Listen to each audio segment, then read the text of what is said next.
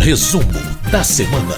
Quem está aqui conosco hoje para detalhar como foi a semana de atividades no plenário da Câmara é o repórter Antônio Vital, que é o setorista da Rádio Câmara na cobertura jornalística do plenário. Olá, Vital. Olá, Cláudio. Olá, ouvintes, quem nos assiste também pelo YouTube. Pois é, Vital, apesar de termos tido uma semana com 2 dias de Jogo do Brasil, a gente teve uma semana produtiva no plenário, não é isso? Teve muitas votações, inclusive de projetos que estavam em tramitação há muitos anos e projetos também, de certa forma, inovadores na legislação, até mesmo mundial.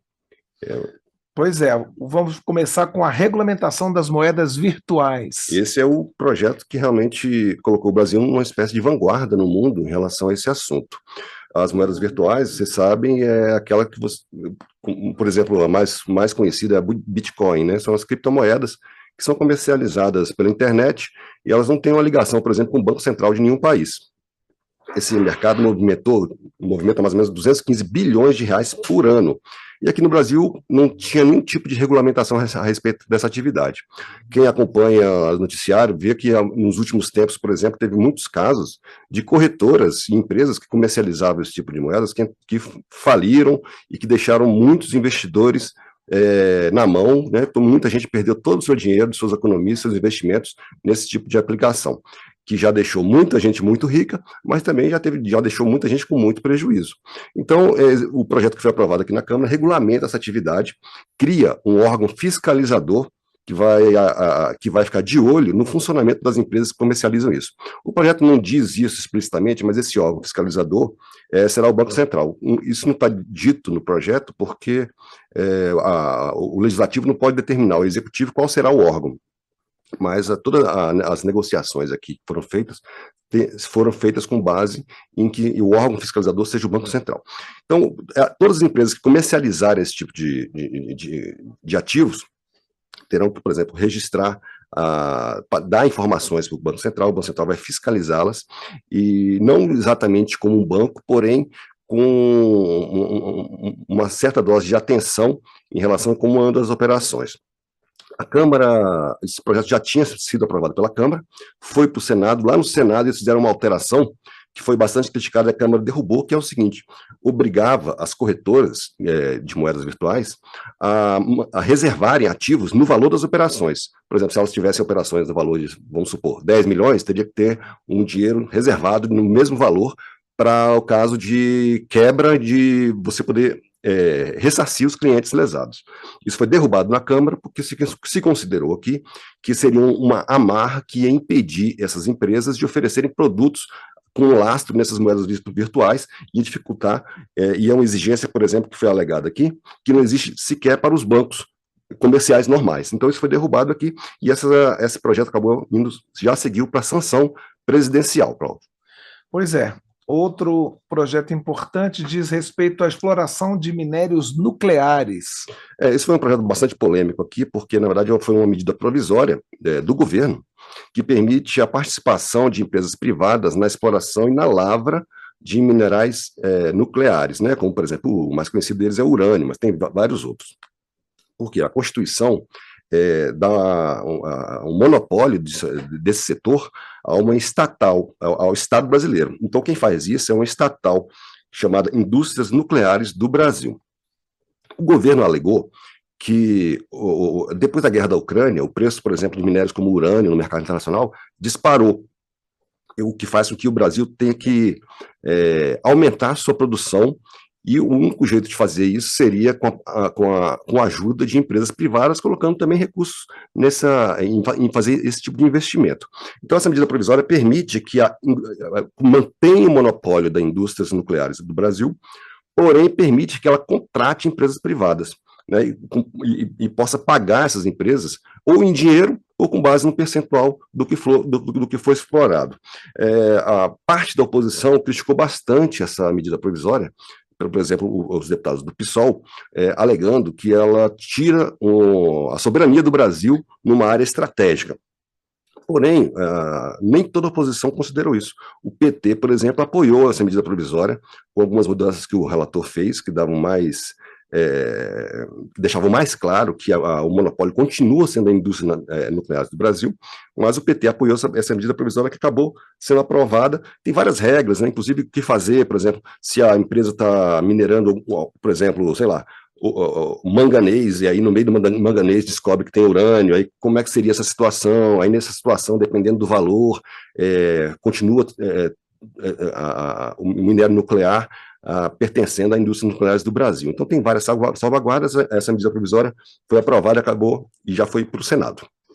Outro item apreciado no plenário foi a regulamentação do lobby, essa palavrinha que desperta tantas paixões, tantas críticas para o bem, para o mal também, né? Pois é, essa palavra já tem uma conotação assim, pejorativa, todo mundo já pensa em coisas irregulares, mas na verdade, se você for pensar bem, todo projeto que tem aqui, inclusive o relator da medida provisória, o deputado Bonifácio Andrada, lembrou que, por exemplo, recentemente que a Câmara e o Senado aprovaram o piso salarial dos profissionais de enfermagem, foi feito um trabalho muito grande dessa categoria dos enfermeiros aqui no Congresso Nacional a favor dessa aprovação. E esse trabalho deles já tem anos. Depois da pandemia, conseguiram finalmente aprovar esse projeto, mas esse projeto é antigo. Ele falou, olha, isso aqui também é um lobby. Então, o lobby não necessariamente é uma coisa negativa. Todos os segmentos da sociedade, da economia, têm o direito de tentar fazer aqui no Congresso que se aprovem medidas favoráveis aos seus interesses. Né? Quando é um interesse que a gente concorda é pressão, quando a gente não concorda é lobby. Exatamente, não tem regulamentação nenhuma para isso. Agora, vários outros países já têm, praticamente todos os países desenvolvidos já têm uma regulamentação de como se deve dar essa atuação. Esse projeto já tinha 15 anos de tramitação aqui, estava pensado em vários outros, ele define lobby como representação de interesse exercido junto a agentes públicos dos três poderes. Essa representação de interesse tem que seguir algumas regras. Por exemplo, tem que ser transparente. Então, se a pessoa que está encarregada de defender determinado ponto de vista no Congresso e for fazer uma reunião com deputados, com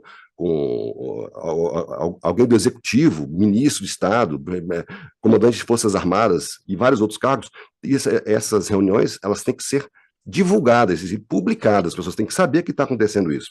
E do lado da parte do agente público, ele é obrigado, nesse caso, a dar as informações necessárias e dar o mesmo direito a todo mundo. Por exemplo, tem muitas propostas que tem gente contra e tem gente a favor. O agente público, no caso, ele tem que dar o mesmo direito e as mesmas informações, o mesmo acesso a todos esses segmentos, mesmo com interesses divergentes. E, agora, esse projeto causou polêmica também no plenário, porque ele permite que sejam oferecidos brindes de pequeno valor e até hospedagem também, que não seja um valor exorbitante para esses agentes públicos. O pessoal alguns deputados da oposição consideraram que isso é um caminho para a corrupção, porém, a maior parte do plenário considerou que se for uma coisa de pequeno valor, não teria problema em relação a isso, desde que não fossem oferecidas vantagens indevidas, que essa é uma vedação do projeto, não pode ser oferecido vantagens ilícitas ou indevidas. O que tem que ter é transparência. Basicamente, o projeto estabelece isso, transparência e o direito de quem faz essa atividade do lobby a ter as informações do mesmo jeito que alguém que defende um projeto a favor, alguém que é contra o projeto tem que ter o mesmo direito à informação e acesso às autoridades. É isso. Certo. E foi para o Senado já. Ótimo. Na minha lista aqui ainda tem um projeto sobre delegacias da mulher, sobre funcionamento das delegacias da mulher. Esse projeto foi aprovado, já foi para o Senado, é um projeto que prevê que as delegacias especializadas no atendimento das mulheres, principalmente vítimas de violência e violência doméstica, funcionem em 24 horas. Esse projeto ele não obriga que os estados e municípios criem as delegacias, porém, ele estabelece que onde tem as delegacias, elas funcionam em 24 horas. E onde não tem essas delegacias, que haja pelo menos pessoal especializado e treinado no atendimento dessas pessoas, e que essas pessoas, no caso as mulheres vítimas de violência, tenham prioridade no atendimento, ou seja, que a pessoa, mesmo que não exista uma delegacia especializada, ela chega lá, ela tenha alguém que tenha sido treinado para Sim, recebê-la. capacitado, né? Porque em muitas situações as mulheres reclamam do atendimento, da maneira como elas são tratadas, né? Que muitas vezes ela tem uma segunda vitimização no momento em que ela vai denunciar um caso desse. Então, a pessoa tem que ser treinada. Tem algumas vedações, por exemplo, a pessoa que vai fará esse atendimento, ela não pode ter sido acusada, por exemplo, de violência doméstica, ou está respondendo a algum processo nesse sentido. Esse projeto também prevê a criação de patrulhas nas polícias militares voltadas para o atendimento de denúncias de violência doméstica. Inclusive, o projeto chama de Patrulhas Maria da Penha. E prevê que, tanto para criação de delegacias, como para treinamento de pessoal e para a criação dessas patrulhas, sejam usados recursos do Fundo Nacional de Segurança Pública. Esse projeto foi aprovado de maneira simbólica, não houve nenhum tipo de voto divergente, e já foi para o Senado. Vital, também tem um projeto aqui em relação à deficiência física, né? Eu imagino que seja para concessão de benefícios, essas coisas, que é a consideração da surdez total de um ouvido como deficiência física. Esse projeto já tinha sido aprovado pela Câmara e foi aprovado também pelo Senado. O Senado fez uma mudança, porque na Câmara, o projeto original, que foi apresentado pelo ex-deputado Arnaldo Faria de Sá, que já morreu, inclusive, esse ano, ele considerava que a surdez parcial de um dos ouvidos já permitia a pessoa entrar naquela lista de pessoas com deficiência que tem acesso a alguns benefícios, inclusive da lei de cotas, né, que é vagas em universidades e também vagas de emprego nas empresas, porque a lei de cotas, concurso público, etc. O Senado mudou esse projeto e a mudança foi o seguinte: a pessoa pode ser considerada deficiência física se tiver a surdez total em um ouvido, ou se tiver surdez parcial nos dois ouvidos, né? Então, essa mudança acabou sendo apoiada aqui pela Câmara, né? O projeto também foi aprovado de maneira simbólica, porém, houve críticas deputados do Partido Novo que consideraram que se considerar a surdez total de um ouvido deficiência física, essas pessoas teriam vantagem em relação a quem tem a surdez total nos dois ouvidos, porque, por exemplo, no caso de contratação por uma empresa, a empresa vai preferir quem tem a surdez no ouvido só. Isso foi uma posição de voto, mas como não houve uma votação nominal, a votação foi simbólica, isso ficou como um registro, porém o projeto foi aprovado e já seguiu para a sanção presidencial, já pode virar lei, se for sancionado, né? Se não houver vetos. Mais uma aprovação, o projeto que prorroga o prazo de deduções do imposto de renda para doações a programas de saúde, né? Programas que atendem a pacientes de câncer e a pessoas com deficiência. São dois programas, um chama Programa Nacional de Apoio à Atenção Oncológica, que é o PRONON, e outro é o Programa Nacional de Apoio à Atenção da Saúde da Pessoa com Deficiência, que é o PRONAS.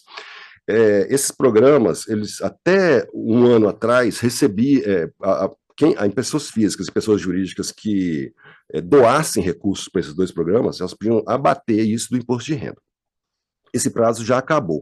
Então, o que esse projeto faz é prorrogar esse prazo. Então, fica prorrogado até 2025 para pessoas físicas que queiram fazer essas doações e até 2026 para as pessoas jurídicas que queiram fazer essas doações e para tanto as empresas como as pessoas físicas poderem abater isso no imposto de renda, mas tem um limite que essas doações não podem exceder 1% do total devido do imposto de renda.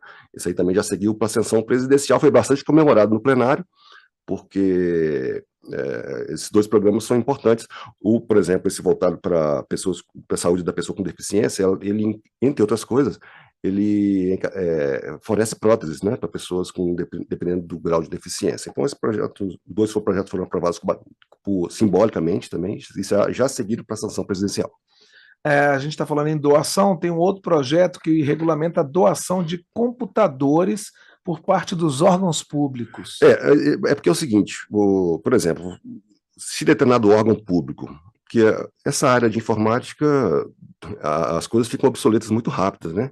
Então, às vezes, o órgão público tem vários computadores, impressoras, etc., e que vai trocar e vai comprar equipamentos mais modernos. E não sabe o que fazer com aquilo. Não sabe o que fazer com aquilo, e tem muitas entidades que recebem isso aí, e não só para doação para pessoas, né, que não têm condições de ter um computador, uma impressora, mas até mesmo para usar as peças em cursos, né, profissionalizantes nessa área de informática, né, pessoas para consertarem computadores, etc. Só que existe alguns empecilhos legais para essa doação. Por exemplo, a legislação eleitoral, que não permite doação em ano eleitoral, né, a partir de certo período do ano.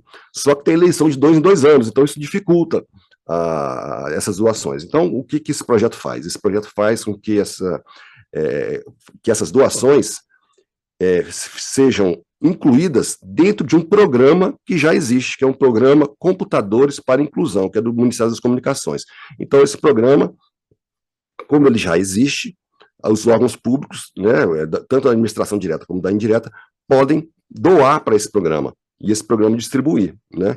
E aí não entraria nessa limitação? Não entraria, porque é um programa que já existe, é um programa social que já existe. Né? Aí tem algumas regras, por exemplo, o órgão público que quiser doar o equipamento tem que informar para o Ministério das Comunicações, e o Ministério tem 30 dias para indicar qual entidade vai receber esse material. Né, que pode ser impressora, peça, microcomputadores, monitor de vídeo, essas coisas. Né?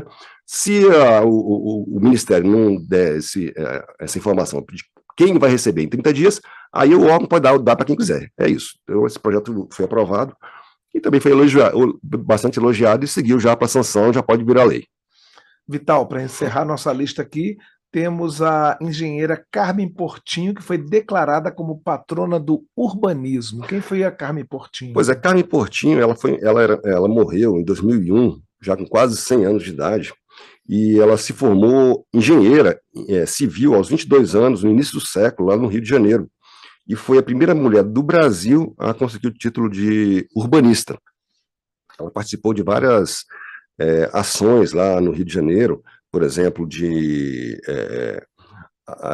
acomodação de populações de favelas, etc., com soluções inovadoras para a época. Ela também tinha uma atuação muito forte como feminista, principalmente no movimento sufragista, que é um movimento internacional que buscava dar os mesmos direitos às mulheres, né, direitos iguais às mulheres. E esse projeto, que é um projeto do Senado, do senador Portinho, que é, na verdade, sobrinho-neto da Carmen Portinho, que já não foi por isso que ela foi considerada a patrona do urbanismo. Inclusive, foi interessante que até mesmo o pessoal da bancada do PSOL disse que dentro do PSOL, com o partido de esquerda, existe lá um núcleo Carmen Portinho, já em homenagem a ela. E, então, sim, foi um projeto... não teve nenhuma posição contrária, foi bastante comemorado como uma homenagem a uma mulher importante nessa área, já seguiu para a sanção presidencial e pode virar lei também. Ok, então uma lista extensa. Foi uma semana bem movimentada, não foi uma semana, apesar de, né, entre 2 jogos do Brasil, mas teve muito projeto. Produtiva. Antônio Vital, repórter da Rádio Câmara, muito obrigado pela sua participação aqui no Resumo da Semana. Disponha.